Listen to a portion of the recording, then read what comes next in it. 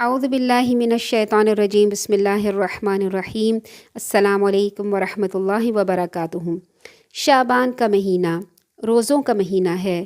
رمضان میں داخل ہونے سے پہلے اس کی تیاری کرنے کا مہینہ ہے۔ رسول اللہ صلی اللہ علیہ وسلم اس مہینے میں خصوصی طور پر نفل روزے کا اہتمام کیا کرتے تھے۔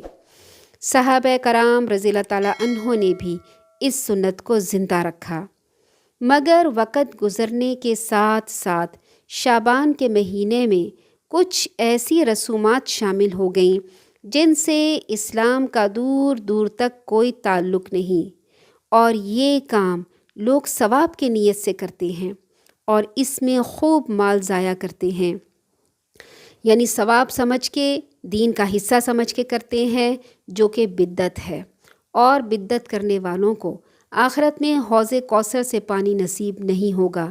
اللہ تعالی ہمیں ہر قسم کی بدعت سے محفوظ رکھے، آمین ثم آمین۔ جو پہلی رسم کی جاتی ہے شب برات میں، یعنی 15 شعبان کی رات کو خصوصی طور پر، وہ آتش بازی کی رسم ہے، جس میں بچے تو کرتے ہی ہیں، بڑے بھی خوب کرتے ہیں، اور ہر سال اس پر لاکھوں روپیہ پانی کی طرح بہایا جاتا ہے۔ یہ ہمارا دین اسلام تو نہیں، پھر یہ دین میں کہاں سے آ گیا؟ یہ دراصل ہندوؤں کے ایک مشہور تہوار ہولی کی نقل ہے، جو شرعی طور پر حرام ہے۔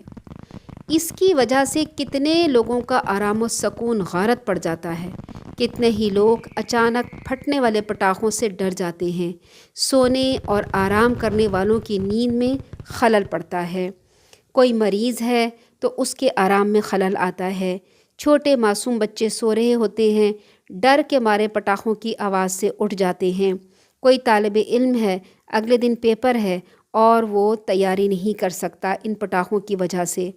تو یہ سوچنے کی بات ہے کہ پٹاخے کو ہم کہاں سے دین میں لے آئے ہیں، اور دین سمجھ کے ہم یہ پٹاخے پھوڑتے ہیں، پیسے ضائع کرتے ہیں، فضول اڑاتے ہیں۔ اس کے علاوہ بعض اوقات پٹاخوں کے جلنے سے، پٹاخوں کے پھٹنے سے مرنے کے بڑے بڑے نقصانات ہو جاتے ہیں، جن کے قصے ہر سال اخبارات میں آتے ہیں۔ نبی اکرم صلی اللہ علیہ وسلم کا ارشاد ہے، حضرت انس رضی اللہ تعالیٰ عنہ سے مروی ہے کہ جو کسی مومن کو ڈرائے اور اسے خوف زدہ کر دے، اللہ تعالیٰ قیامت کے دن اسے خوف سے امن نہیں دیں گے۔ اللہ تعالیٰ ہمیں اس رسم سے بچائے، آمین ثم آمین۔ دوسرا کام، اس مبارک راتوں میں نہ جانے کس سوچ اور کس نظریے کے تحت گھروں میں، مسجدوں میں اور اہم مقامات پر، بڑی بڑی بلڈنگوں پر لائٹنگ کی جاتی ہے، چراغاں کیا جاتا ہے، موم بتیاں روشن کی جاتی ہیں، چراغ جلائے جاتے ہیں، قمقمے روشن کیے جاتے ہیں، خوب لائٹنگ کی جاتی ہے، اور ان کاموں پر بھی بہت پیسہ ضائع کیا جاتا ہے، اور اس پر ستم یہ ہے کہ اس کام کو اجر اور ثواب کی نیت سمجھ کے کیا جاتا ہے۔ بھلا اللہ کے رسول صلی اللہ علیہ وسلم کے زمانے میں کہاں لائٹنگ کی جاتی تھی؟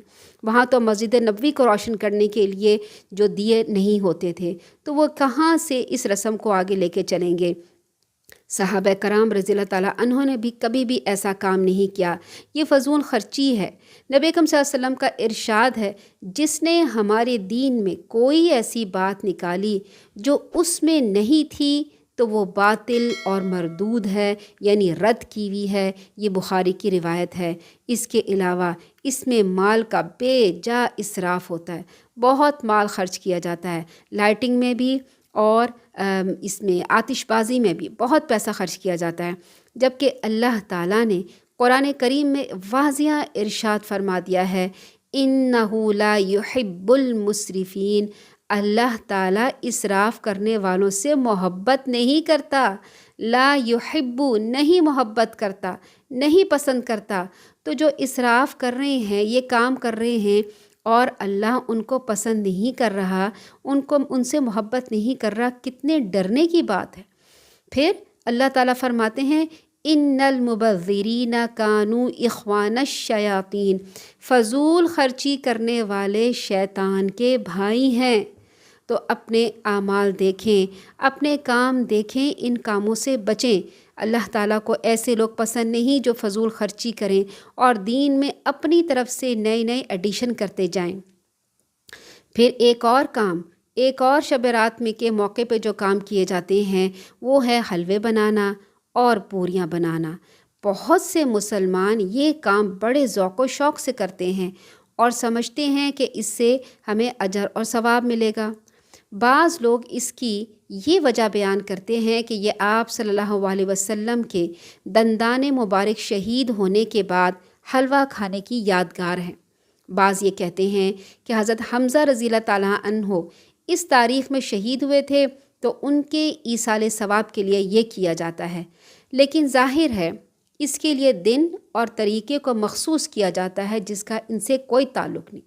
اللہ کے رسول صلی اللہ علیہ وسلم کے جو دندان مبارک شہید ہوئے تھے وہ غزوہ احد میں شریک ہوئے تھے اور وہ جہاد کر رہے تھے، وہ گرے تھے اور ان کے دندان مبارک شہید ہو گئے تھے۔ تو حضرت فاطمہ اور زہرہ رضی اللہ تعالیٰ عنہ نے بوری کو جلا کر، ٹاٹ کو جلا کے اس کی راکھ جو تھی اللہ کے رسول صلی اللہ علیہ وسلم کے دندان مبارک میں بھری تھی تاکہ ان کا خون رک جائے۔ جنگ کے دوران میں حلوہ کہاں سے آ گیا؟ سوچنے کی بات ہے۔ پھر اللہ کے رسول صلی اللہ علیہ وسلم تو جہاد کر رہے تھے، تاعت ان کے شہید ہوئے، تو پھر آپ کے مطابق پھر انہوں نے حلوہ کھایا۔ تو آپ تو گھر میں بیٹھے ہیں، نہ جہاد کر رہے ہیں، نہ آپ کا کوئی دانت جو ہے وہ ٹوٹا ہے اس طرح، تو کہاں سے یہ حلوے کی رسم لے آئے ہیں؟ کہاں سے ایسے اسراف کرنے لگے ہیں؟ کہاں سے یہ حلوے؟ اور ایک حلوہ نہیں، طرح طرح کے حلوے بنا کے لوگوں کے گھروں میں بانٹے جاتے ہیں اور پھر یہ توقع کی جاتی ہے کہ اگلا بھی ہمیں جو اس سے بہتر حلوہ بنا کے بھیجے۔ جو نہیں بھیجتا اس کو برا سمجھا جاتا ہے، جو واپس کر دے اس کو برا سمجھا جاتا ہے، اور لوگوں کو سمجھایا جائے تو ان کو سمجھ میں نہیں آتی۔ پھر چوتھا کام قبرستان میں دھوم دھام سے جانا ہے۔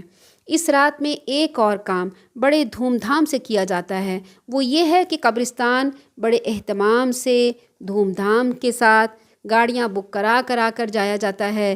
قبرستان میں میلے ٹھیلے لگ جاتے ہیں، چادریں چڑھائی جاتی ہیں، پھول ڈالے جاتے ہیں، مردوں کے شانہ بشانہ عورتیں بھی اس کام میں شریک ہوتی ہیں، جس سے بڑے فتنوں کے دروازے کھل جاتے ہیں۔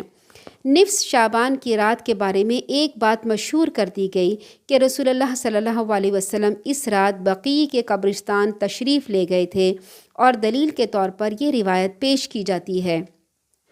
ام المومنین حضرت عائشہ سے روایت ہے، جب رسول اللہ صلی اللہ علیہ وسلم کی باری میرے پاس ہوتی تو آخر رات میں بقیع یعنی قبرستان کی طرف نکلتے اور کہتے، سلام ہو تم پر اے گھر والوں مومنوں، جس کل کا تم سے وعدہ تھا کہ تمہارے پاس آنے والا ہے وہ تمہارے پاس آ چکا، اور اگر اللہ نے چاہا تو ہم تم سے ملنے والے ہیں۔ اے اللہ بقیع غرقد والوں کو بخش دے۔ اس حدیث سے رسول اللہ صلی اللہ علیہ وسلم کا نصف شعبان کی رات کو خاص طور پر قبرستان جانے کا ثبوت نہیں ملتا، صرف یہ پتہ چلتا ہے کہ آپ صلی اللہ علیہ وسلم اپنے معمول کے مطابق تشریف لے گئے تھے۔ اس قسم کی بدعات اور خرافات سے بچنے کے لیے اللہ تعالیٰ سے دعا کیا کیجیے، اور اللہ تعالیٰ سے ہم ہر نماز میں جو دعا کرتے ہیں سورہ فاتحہ میں، اہدنا الصراط المستقیم، یعنی اے اللہ تو ہمیں سیدھے راستے پہ رکھنا، وہ سیدھا راستہ جو رسول اللہ صلی اللہ علیہ وسلم کا راستہ تھا، جن پر تو نے انعام کیا، پیغمبروں کا راستہ تھا، ان راستے پہ ہمیں چلا، نہ کہ گمراہ ہونے والے لوگوں کے راستے پہ چلا۔ اللہ تعالیٰ سے دعا ہے اللہ تعالیٰ ہمیں اصل دین پر عمل کرنے کی توفیق عطا فرمائے اور بدعت اور خرافات اور خود ساختہ رسموں سے بچا لے۔ آمین ثم آمین۔ السلام علیکم ورحمۃ اللہ وبرکاتہ۔